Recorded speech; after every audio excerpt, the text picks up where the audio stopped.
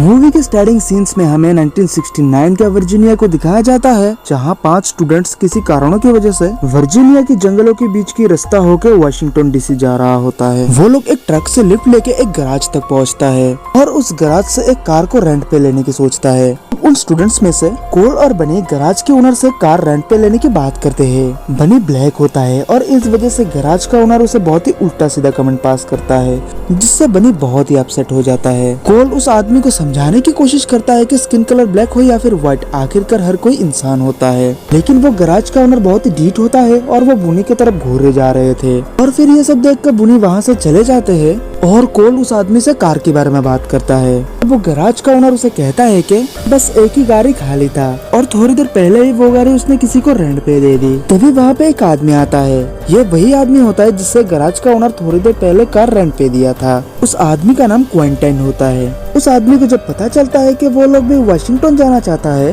तब वो उन लोगों को लिफ्ट देना चाहता है क्योंकि वो भी वाशिंगटन जाने वाला होता है। हालांकि कोल पहले क्विंटन की गाड़ी से जाने के लिए मना कर देता है, लेकिन क्विंटन जब कहता है कि वो उन लोगों का मदद करना चाहता है, कोल उसकी गाड़ी से जाने के लिए एग्री कर देता है और फिर वो लोग गाड़ी में चढ़ के अपना सफर शुरू करता है। और सफर के दौरान हमें पता चलता है कि बुनी और रायना एंड कोल और जॉर्डन कपल है और ट्रिश सिंगल है। थोड़ी दूर तक जाने के बाद उन लोगों की गाड़ी अचानक से खराब हो जाता है और गाड़ी से धुआं निकलने लगता है। तब बुनी और क्विंटन गाड़ी को ठीक करने की कई कोशिश करता है, लेकिन नाकाम हो जाता है, जिससे हर कोई बहुत परेशान हो जाता है। तभी क्विंटन उन लोगों से कहता है कि यहीं पे पास में ही एक फार्म हाउस है, जहाँ जाके हमें कुछ मिल सकता है जिससे हम गाड़ी को ठीक कर सकते हैं। रायना फार्म हाउस जाने के लिए मना करता है, लेकिन हर कोई फार्म हाउस की तरफ रवाना हो जाता है। फार्म हाउस जाके वो लोग फार्म हाउस के ओनर को बुलाते हैं, लेकिन वहाँ पे कोई भी नहीं होता है। उसके बाद हमें क्विंटन को दिखाया जाता है, जो कि फार्म हाउस के अंदर किसी से कह रहा होता है कि मैंने उन लोगों को यहाँ पे ले आया है, जिससे हमें पता चलता है कि क्विंटन कोई न कोई साजिश की फिराक में है। उसके बाद हमें एक आदमी को दिखाया जाता है जिसका नाम बडी होता है। बडी दिमाग से कमजोर होता है और वो छोटे बच्चों की तरह डॉल से खेल रहा होता है। उसके बाद क्विंटन सबको कहता है कि थोड़ी ही देर में रात होने वाला है और बेहतर होगा कि आज हम यहाँ रुक जाए और कल सुबह होते ही सब यहाँ से रवाना हो जाएंगे। सब लोग इस बात से सहमत हो जाता है क्योंकि उन लोगों के पास दूसरा कोई ऑप्शन नहीं होता है और फिर सब लोग वहाँ अपना अपना अलग अलग रूम ले लेता है और रूम में रेस्ट करने लगता है। और फिर हमें फार्म हाउस की ओनर को दिखाया जाता है, जो कि बडी की माँ होती है। वहाँ हमें पता चलता है कि बडी की ग्रैंडमदर जो उन लोगों के साथ रहती है वो अल्कोहलिक होती है। ग्रैंडमदर खाना खाने के टाइम प्रेयर करने के बाद अपना बोतल निकाल लेता है, लेकिन बडी की मदर उनकी हाथ से वो बोतल छीन लेता है और उन्हें पीने नहीं देती। उसके बाद सीन चेंज होता है और हमें एक लड़की दिखाया जाता है जिसकी हालत बहुत खराब होती है और हॉस्पिटल में उसकी ट्रीटमेंट चल रही होती है। और फिर हम देखते हैं कि क्रिश और क्विंटन एक साथ एक रूम में ठहरे हैं। ट्रिश को बहुत ठंड लग रही होती है और फिर क्विंटन उसे स्मोक करने के लिए कहता है। इस दौरान ट्रिश काफी एक्साइटेड हो जाती है और क्विंटन के साथ इंटीमेट होना चाहती है।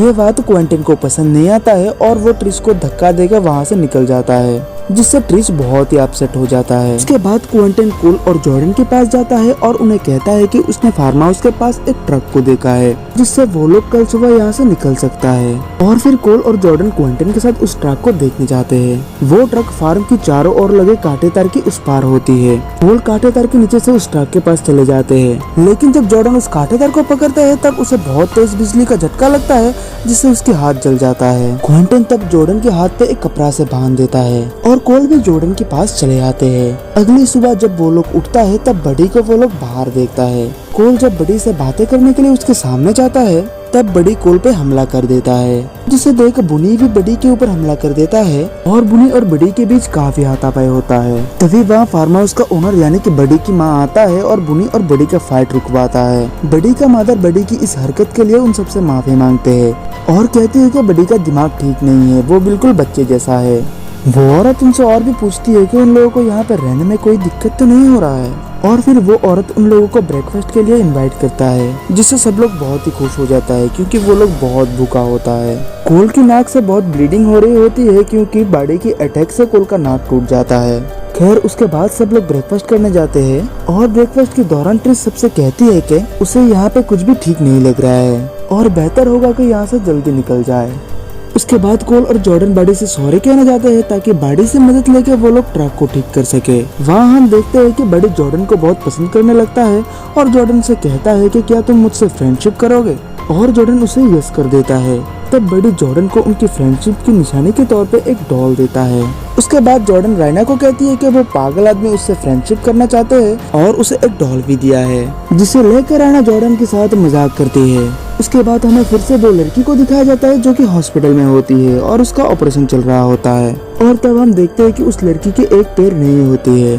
और फिर हम ट्रिश को देखते हैं जो फार्म हाउस के ओनर के पास जाती है और उनसे पूछती है कि क्या मैं आपका टॉयलेट यूज कर सकता हूँ। तब वो औरत उससे कहती है कि हमारा टॉयलेट बहुत ही गंदा है और मैं ये नहीं चाहती हूँ कि घर का मेहमान इस टॉयलेट को देखे।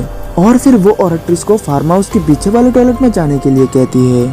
ट्रिश फार्म हाउस के पीछे जाती है लेकिन उसे वहाँ पे कोई भी टॉयलेट नहीं मिलता है। वो वहाँ टॉयलेट को ढूंढते हुए एक रूम में पहुँच जाती है जहाँ चारों ओर खून था और वहाँ पे कई सारे औजार भी होती है। वहाँ ट्रिश को एक डायरी भी मिलती है जिसमें इंसानों की बॉडी पार्ट्स की ऑर्डर के बारे में लिखा हुआ होता है, जिससे ट्रिश समझ जाती है कि ये एक स्लॉटर हाउस है और यहाँ इंसानों के बॉडी पार्ट्स का बिजनेस होता है।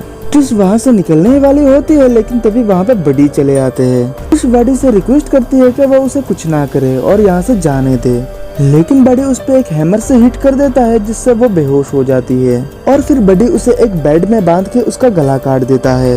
उसके बाद बडी ट्रिश की हाथ और पैर को काट के एक बॉक्स में ले लेता है और ट्रिश की चमड़ी उधेड़ देता है। और फिर बडी ट्रिश के सर को काट के बॉडी से अलग कर लेता है। उसके बाद हमें रायना और बुनी को दिखाया जाता है जो कि फार्म हाउस में घूम रहे होते हैं। तब उनके सामने फार्म हाउस का ओनर आ जाती है और उनको लंच के लिए इनवाइट करती है। तब बुनी उस लड़की से कहता है कि आपका खातिरदारी के लिए शुक्रिया, लेकिन थोड़ी ही देर में हम यहाँ से निकलने वाले हैं। इस बात को सुन के फार्म हाउस का ओनर बहुत ही गुस्सा हो जाता है और एक शॉटगन लेकर बुनी के पैर में शूट कर देता है, जिससे बुनी का पैर 2 हिस्से में बढ़ जाता है। ये देख वो दोनों काफी डर जाता है और रायना बहुत ही रोने लगती है। रायना रोती हुई उस लेडी से पूछती है कि तुमने ऐसा क्यों किया है। और तब वो लेडी गन के पिछले हिस्से से वार करके रायना को बेहोश कर देती है।